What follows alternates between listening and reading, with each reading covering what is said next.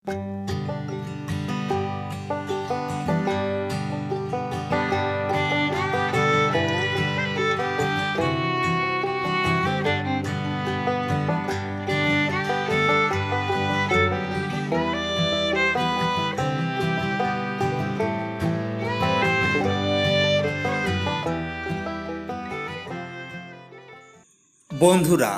দুর্গাপূজার আর হাতে গোনা মাত্র কয়েকটি দিন বাকি। তাই আমরা পৌঁছে গিয়েছিলাম কলকাতার বিখ্যাত কুমারটুলি প্রতিমা শিল্পালয়গুলিতে। প্রথমেই চোখে পড়ল ফাইবারের বিভিন্ন রকম মনি ঋষির মূর্তির একটি শিল্পালয়। এটি দেখতে দেখতে আমরা এগিয়ে চললাম। পাশেই দেখে নিলাম আর একটি শিল্পালয়ের কাজ। কি অসাধারণ মাটির কাজ, দেখলে সত্যি মুগ্ধ হতে হয়। প্রতিমাগুলির বেশ কিছু কাজ হয়ে গেছে, এখন রং করার পর্ব চলছে।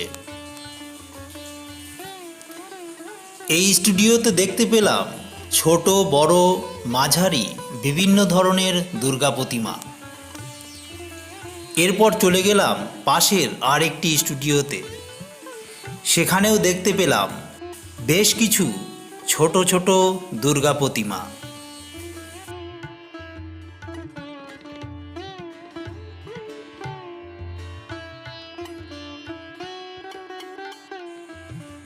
আমি ভিডিও করবার থেকে প্রতিমাগুলিকে মুগ্ধ হয়ে দেখছিলাম। এরপর চলে গেলাম পাশের আর একটি স্টুডিওতে। সেখানে গিয়ে দেখলাম রঙের কাজ প্রায় শেষ।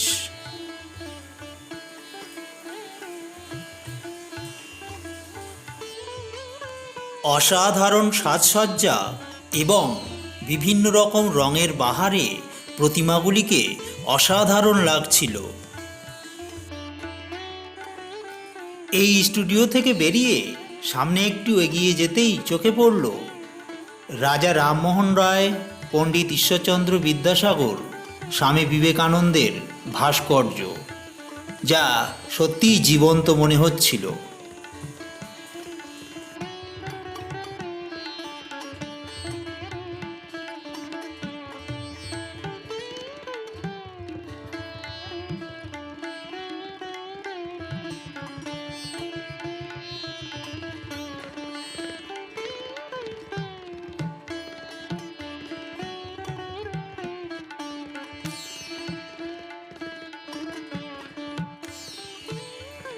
বিখ্যাত কুমারটুলির পথ ধরে সামনে এগিয়ে যেতেই চোখে পড়ল এই দুর্গা প্রতিমাটি।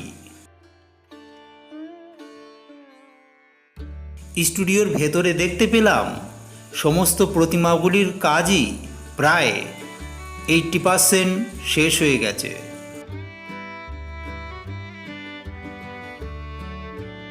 এই স্টুডিওর পাশের স্টুডিওতে বেশ কিছু ছোট বড় মাঝারি দুর্গা প্রতিমা দেখতে পেলাম। এই প্রতিমাগুলির মাটির কাজ এখনও কমপ্লিট হয়নি। রৌদ্রে বেশ কিছু প্রতিমা এখনও শুকাতে দেওয়া আছে। একেবারে ঘরোয়া পরিবেশে পুজো করবার জন্য ছোট ছোট দুর্গা প্রতিমাও এখানে চোখে পড়ল। রাস্তার ধারের দোকানে টাঙিয়ে রাখা বাহারি রঙের ঠাকুরের মালা আমার নজর কাড়ল।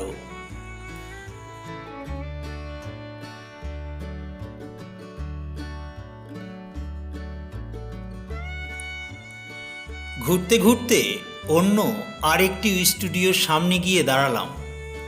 দেখতে পেলাম এখানে এখনো প্রতিমায় মাটির কাজ চলছে।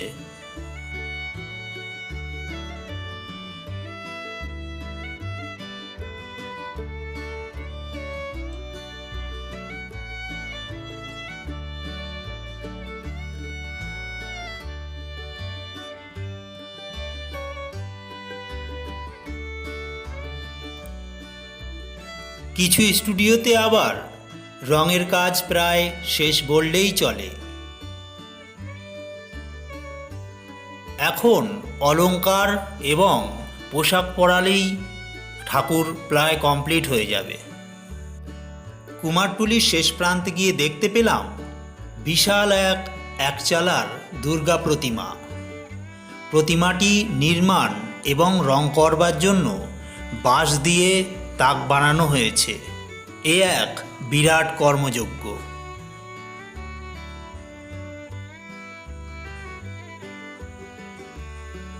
দেখলাম মাটির হাঁস, বেশ নকশা করা ময়ূর এবং প্যাঁচা। কলকাতার বিখ্যাত কুমারটুলির বেশ কিছু স্টুডিওতে লক্ষ্য করলাম এখন থেকেই দেবী দুর্গার চক্ষুদানের পর্ব চলছে। শিল্পী তার নিপুণ হাতের ছোঁয়ায় মা দুর্গার চক্ষুদান করছেন।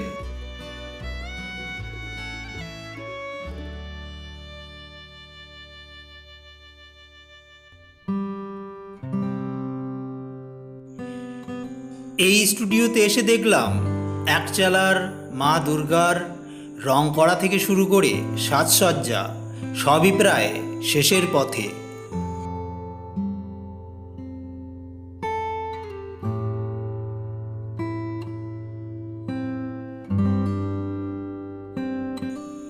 স্টুডিওর ভেতরে দেখতে পেলাম প্রচুর প্রতিমা। প্রতিদিন শয়ে শয়ে মানুষ এখানে এসে ভিড় করেন।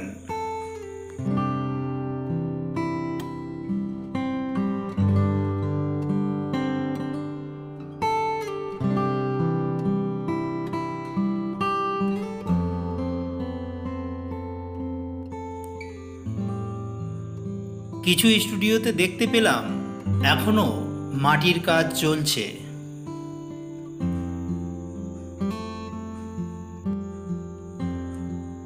বিখ্যাত কুমারটুলির পথ ধরে গঙ্গার পাড়ে যাওয়ার সময় চোখে পড়ল এই রাজবাড়িটা।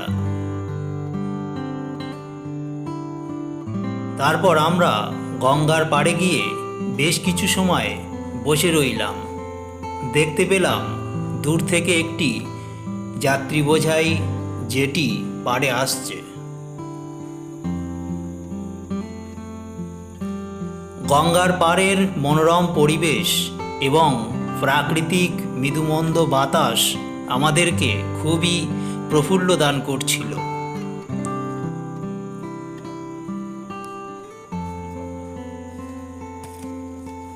এদিন নদীতে বেশ স্রোত ছিল। অনেকেই এসে গঙ্গার পাড়ে ভিড় করছিল।